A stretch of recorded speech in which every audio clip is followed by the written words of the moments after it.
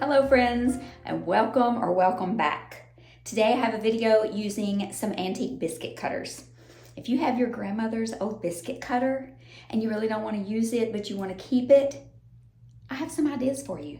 Hopefully they will inspire you to make something cute with it so you can have a keepsake for you and your children to come. Let's get crafting. I wish these three little cutters were my grandmother's, but they are not. They are not even a family heirloom. I picked up this little biscuit cutter and these two little cookie cutters at a little antique shop for $6 for the three of them. So we're going to start out with this little one. I tried to sand it a little bit. I wanted to distress it a little bit, but I was afraid I was going to ruin the integrity of it, so I just used some dark wax on it. I did try to sand and scuff up the cutter part of it and put some dark wax on it just to make it look a little bit more old, and I achieved the look that I was going for. Now I'm going to use this little mini cutting board from Aldi. I got these on clearance a couple years ago and I'm still using them. I bought, quite a few of them because that's what I do. If they're on clearance and I think I want one or two of them, I buy 10 or 12 of them. That's just what I do. Okay, so I just sanded it down a little bit, scuffed up the edges, and then I have these little tacks, they're furniture tacks, in my stash, so I thought one of them would look good in that hole, and it's not going to completely cover the hole, so we can still use it to hang this on the wall. We're going to make a little sconce. So I'm going to mark right in the middle where I want to drill a little hole where I'm going to hang this little cutter on here, so we're going to put a little tea light in it to make a little sconce. So I'm just going to drill a little hole to make a pre-drilled hole. I'm going to drill a little hole in the cutter, which was not an easy task, I'm not going to lie. And then I'm just going to take a little screw and I'm going to screw it in there. Now I had this baker's twine left over from Christmas a couple years ago. I just keep stuff in my stash. I don't throw anything away. I'm just going to wrap it around the top a couple times, adhere it with some hot glue. And then, my favorite little crocheted lace ribbon. We're just going to make a simple little, I don't even know if you want to call this a bow, but if you want to call it a bow, we'll call it a bow. I'm just going to call it just a little piece of ribbon on top. We're going to pinch it together in the middle, and let me just get my little extra fingers right there. And some people call them tweezers. And we're just going to put a little glue. I'm going to put the glue on those little pieces of ribbon, which is actually, it's not a piece of ribbon. It's a piece of that twine that I separated. And this is how it turned out. Super simple, but I love it. I love the versatility of it, where I can take just a little tea light and put in there. I wouldn't use a real flame for obvious reasons. And then I put a little votive in it, which I thought was just adorable. And then I had a little spool, and I just put a few little sprigs of greenery in it, which I thought was adorable as well. Now our next one is going to be the little heart cookie cutter, and another one of the mini cutting boards.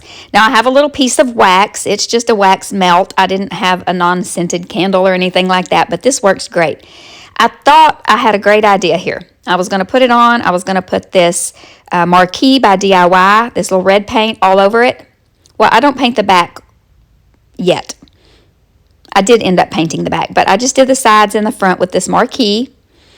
And then I was going to chip away a little bit of it. Nope, I didn't. I was rubbing it. I used my heat gun and it heated that wax up. And then when I was dusting it off, it already chipped some of that paint. So you can see how awesome this is going to work. So then I take vintage linen, and I forgot that I was going to put some more of that wax on top of the marquee. So I went back and I put some of that wax on top of the marquee. And actually when that vintage linen dried over on the right side, I put some wax on top of the vintage linen and then put another coat of vintage linen on top. I hope that makes sense. Okay, you see me putting another coat of vintage linen on there. And then I did the sides and the back with vintage linen. And then I dried it with my heat gun and I could see where that wax was. I did not get on camera. Oopsie, sorry. And I scraped it with that little Cricut scraper. You see it over there on the right side next to my pencil? I used that to scrape away and make the paint look chippy. And you can see where I put that under the marquee that it went all the way down to the wood. So I love the way this turned out. Now I'm marking where I want to pre-drill my little holes. I drilled the holes in the cookie cutter first, and I wanted to do 2. And then I'm drilling the holes in the cutting board now.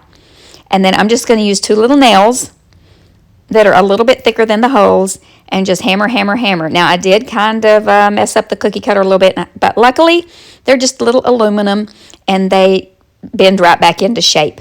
So I'm just going to put that little nail in there and pound it a few times. And, you know, I got it a little crooked, so I had to bend it back where it needs to go, pull it back over there where it needs to go, and then just hammer it back into shape. It was hard because the cookie cutter was, you know, a little bit in the way. But I managed, so here I'm bending it back into shape where it needs to go. And, it's good. It's great. Now I'm just going to take a little bit of twine, and this is a little bit thicker twine.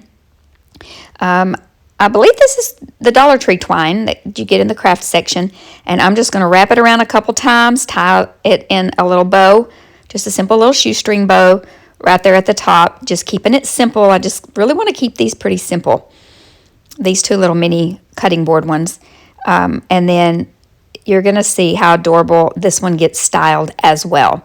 I'm just going to cut those little tails off. I thought at first I wanted them to hang pretty long, and then I decided we'll just cut those off a little bit, and here we go. Okay, let's see how we can style this one up. Here it is without anything in it, so you can see how it turned out. And then here it is with a little glass votive cup with a votive candle in it, battery operated, of course. And then we have to, you know, do fire safety. And then with a smaller little votive with a tea light, battery operated.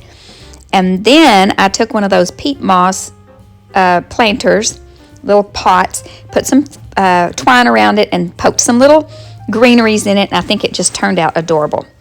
Okay, here's our last one, and this is the biscuit cutter. This is my favorite one.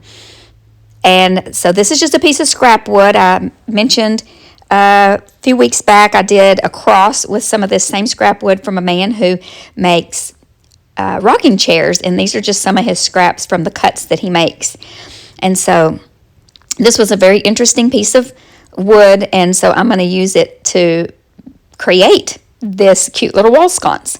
So I painted it with vintage linen, and now I'm taking Old 57 and Farm Fresh, and I'm going to make my own color. I used mostly Farm Fresh, but I added a little bit of that Old 57 in there just to brighten it up a little bit. Now I have this little hen, a rooster. Is this a rooster? I think this is a rooster, from the Fleur de Lis molds from IOD, and then the Village Market has this little wheat looking molds, and so I poured those. Previously, when I had some leftover resin, I just start pouring into all the molds when I have leftover resin. So I had these little pieces, and I'm just going to paint them. You see, just dab, dab, dab. And then, you know, I thought that little rooster needed a little extra dab, and I reached up there and dabbed it. And then I'm going to take my heat gun and dry it. I love to watch the process of that paint dry. Now I'm going to take my Titebond, quick and thick, my favorite glue. And I will tell you that you may think this is a little pricey when you look at the price of this, but it goes a long way. You do not have to use a lot of this glue, and I've been using this same bottle ever since I got it. Ever since the first time you've ever seen me use this, this is that same bottle that I'm still using. I store it upside down, so all the glue, you know, falls down to the lid, so I don't have to shake, shake, shake it, and then when it gets close to being empty, which it's getting close, it's all down where I need it to be.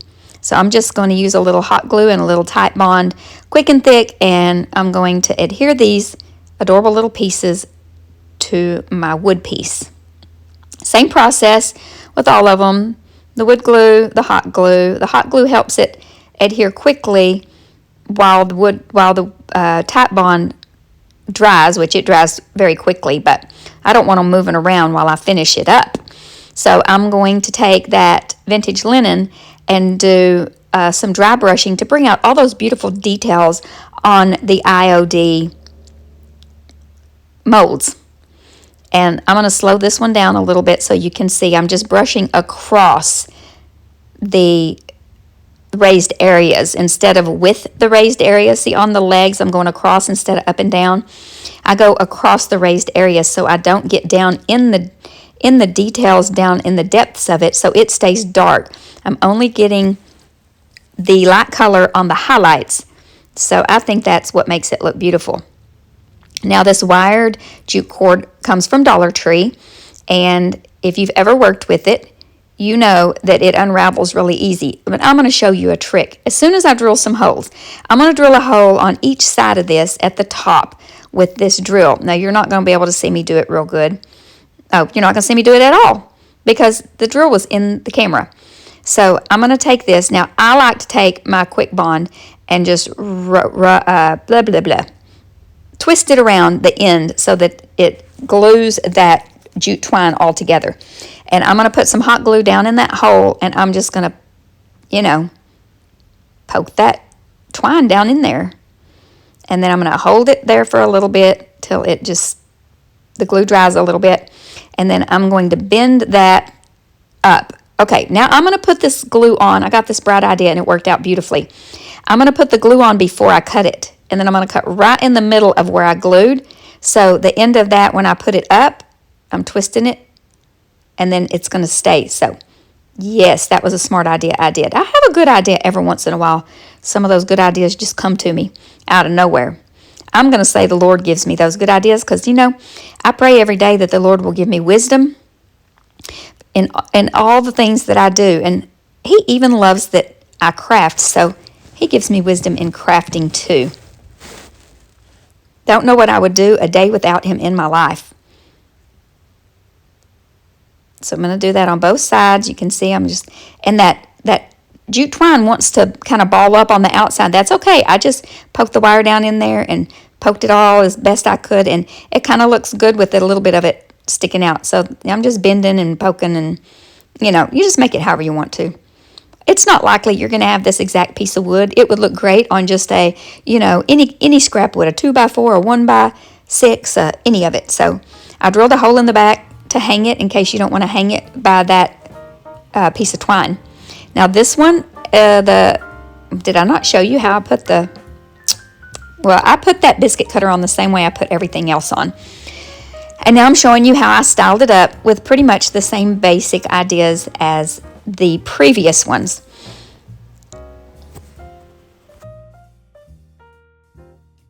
I hope that you enjoyed this video and what I did with these biscuit cutters.